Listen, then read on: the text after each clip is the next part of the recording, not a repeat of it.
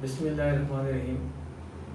आज हम बात करेंगे sciatica, low back disorder, low back pain. ये क्या होते हैं, इनकी वजूहत क्या है, यानी कि काजेज, साइन एंड सिम्टम क्या है, इसको कैसे डायग्नोज करते हैं और इसको कैसे ट्रीट किया जाता है। सबसे पहले तो हम बात करें कि सciatica, जिसे आपको निसा भी कहते हैं, कुछ लोग अपनी अपनी ज़बान में रिकतन भी कहते हैं, ये बज़ाते ख़ुद एक मेडिकल प्रॉब्लम नहीं है, बल्कि जो मेडिकल प्रॉब्लम है उसका एक सिम्टम है, एक उसकी अलामत है। सciatica रेफ़र करता है कि मतलब सciatica अगर है तो बंदा फील करता है कि उसको पेन है, लो बैक पेन है कमर में और वो टांगों तक जा रहा है, वीकनेस है, नमनेस है, टिंगलिंग सेंसेशन है। इस तरह की जो कंडीशन है जो लो बैक पेन से स्टार्ट होती हैं और किसी एक तरफ या दो तरफ भी बाद लोग रिपोर्ट करते हैं, लेकिन वो किसी एक साइड पाँव तक ये सारे अलामात जाते हैं। इस सारे अलामात को कहते हैं सciatica। तो सciatica इसकी बहुत सारी वजूहत हैं, जैसे कि स्पाइनल स्टीनोसिस हो गई है, स्पाइनल के जो वर्टिब्रा है उनके बीच में जो गैप है वो कम हो गया है, तंगी हो गई है, वो जहाँ से सciatica नर्व गुजरती है तो उसको स्टीनोसिस कहते हैं, उस वजह से भी हो सकता है। उसके अलावा कोई इंजरी हुई है, ट्रॉमेटिक स्पाइनल कॉर्ड इंजरी हुई है, पेल्विक फ्रैक्चर हुआ है, या फिर इसके कोर्स में कोई मसल है वो उसकी हाइपरट्रॉफी हो गई है, जैसे कि पेरिफॉर्मस सिंड्रोम है, उसकी वजह से भी सciatica नर्व प्रेस हो जाती है तो वो अपने सिम्टम देना शुरू कर देती है। तो ये सिम्टम जो है लो बैक पेन से स्टार्ट होते हैं हिप में, बैक ऑफ द थाई, और फिर लोअर लेग के बैक साइड और आउटर पार्ट से लेकर सोल ऑफ द फुट तक ये सारे सिम्टम जाते हैं। अच्छा जी, हम इसको डायग्नोज कैसे कर सकते हैं? हम देखते हैं कि जिस पेशेंट को sciatica होता है, जिसको ये सारी प्रॉब्लम आ रही होती हैं, वो उसको चलने में बड़ी दिक्कत होती है, बड़ी मुश्किल होती है। चल कदम चलता है तो उसे दर्द स्टार्ट हो जाता है, उसे उठने बैठने में भी बाज़ औक़ात मसला होता है, वो आगे फॉरवर्ड बेंडिंग नहीं कर सकता, यानी कि झुक नहीं सकता, सीधा नहीं हो सकता, और वो लड़खड़ा के चलता है। अगर वो लेटता है तो अपने पाँव को इनसाइड आउटसाइड मूव नहीं कर सकता, अपने घुटना बेंड करने में, उसे एक्सटेंड करने में डिफ़िकल्टी होती है।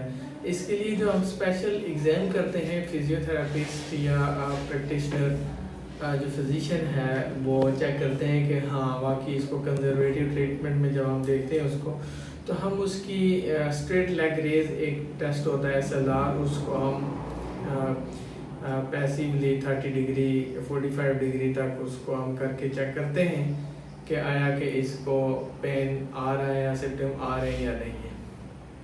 तो उसके अलावा हम देखते हैं कि इसकी क्लिनिकल कोरिलेशन क्या है, उसका MRI बाज़ औक़ात करवा लेते हैं तो हमें पता चल जाता है। अब आते हैं इसकी ट्रीटमेंट की तरफ। तो ट्रीटमेंट में हम जब देखते हैं कि ये अक्यूट है या क्रोनिक है, सबसे पहले तो अगर तो वो जो डिस्क बल्ज हुई है, डिस्क बल्ज की वजह से sciatica है, लो बैक पेन है और वो रेडिकुलेट होके आया है, रेडिकुलोपैथी हुई है, तो हम देखते हैं कि जो डिस्क बल्ज है वो अक्यूट है या क्रोनिक है।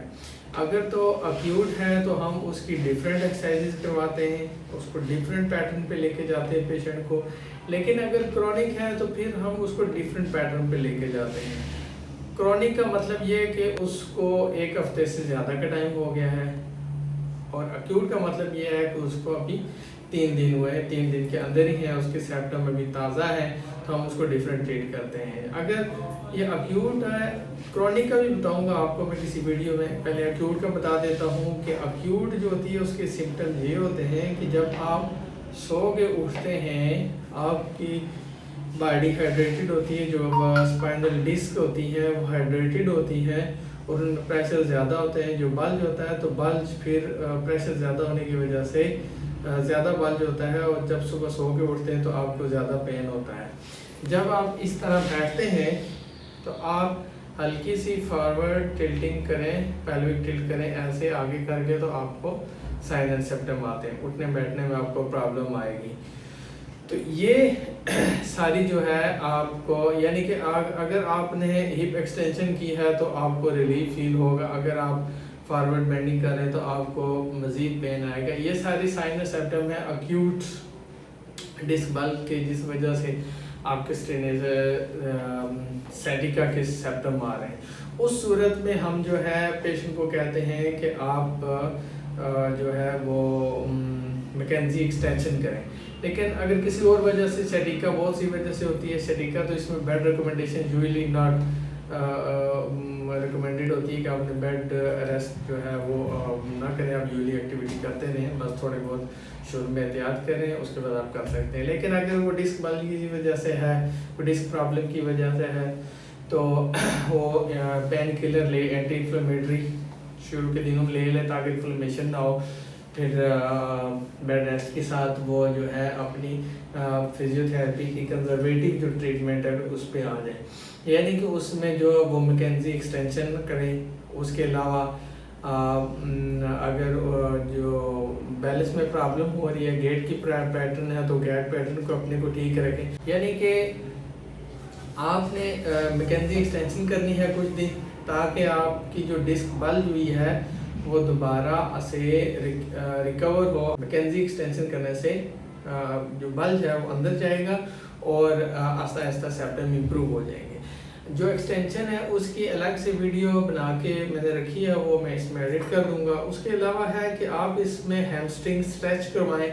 जो हैमस्ट्रिंग मसल हैं, जो हिप के एक्सटेंसर हैं हैमस्ट्रिंग में, वो जब रिलैक्स होंगे तो नर्व कंप्रेशन भी कम होगा, जिसमें ग्लूटियस मैक्सिमम है, हैमस्ट्रिंग में बाइसेप फेमरस है, सेमी टेंडिनोसिस है, सेमी मेम्ब्रेनिस है। ये कुछ मसल हैं जिसमें डॉक्टर मैग्नेस वगैरह भी आते हैं। जब इनकी स्ट्रेच होगी, हैमस्ट्रिंग स्ट्रेच हम देंगे, यानी कि हमने स्पाइन पोजीशन में लेटना है, दोनों टांगें हमारी एक्सटेंशन में होनी चाहिए।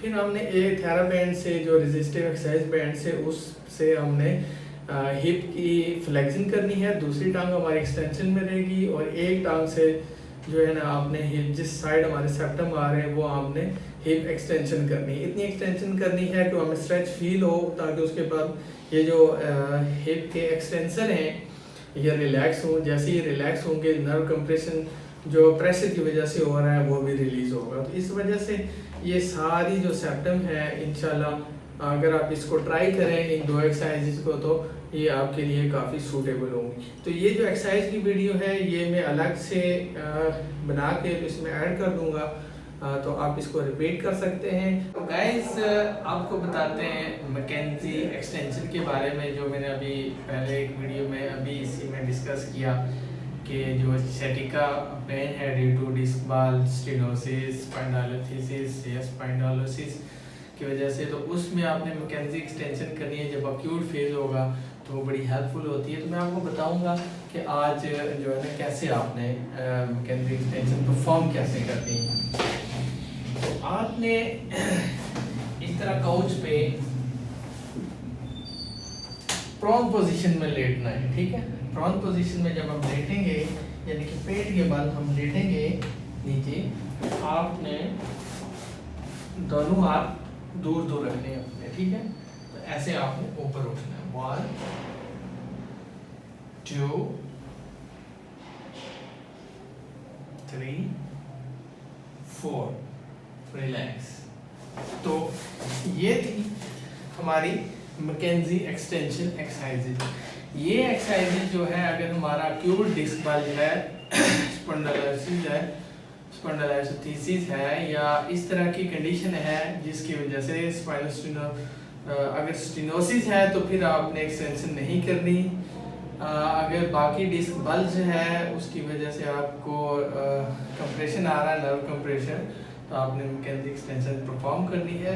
ये वेरी हेल्पफुल है और बड़ी अच्छी, और इसमें प्रोग्नोसिस है और जल्द रिकवरी होती है। Thank you. एक बार हम आते हैं हैमस्ट्रिंग स्ट्रेच की तरफ, जो सैटिका पेन में यूज़फुल होता है, बहुत हेल्पफुल है।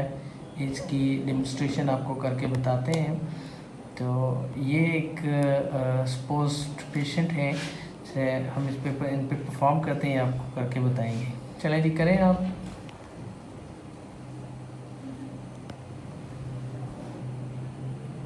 और आप, वेरी गुड। दूसरा पाँव आपने बिल्कुल स्टेबल रखना है और लेग आपकी बिल्कुल एक्सटेंशन में होनी चाहिए, डाउन द बेड। दूसरी आपने फुल इसकी आपने स्ट्रेच करवाना है ताकि जो हैमस्ट्रिंग मसल है आपको रिलैक्स फील हो। अगेन करें,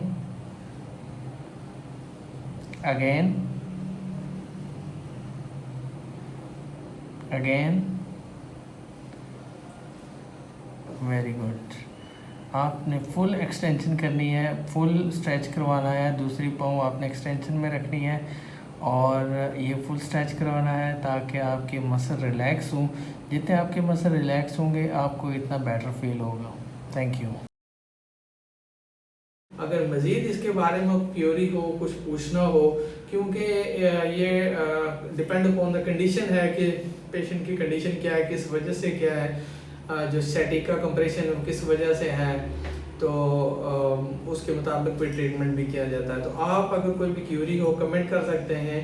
तो बाकी आप ये वीडियो अगर ट्राई करें, आप बेनिफिट देती है, अगर आप इससे ठीक होते हैं तो इसको ज़रूर शेयर करें, लाइक करें और सब्सक्राइब करें। Thank you so much.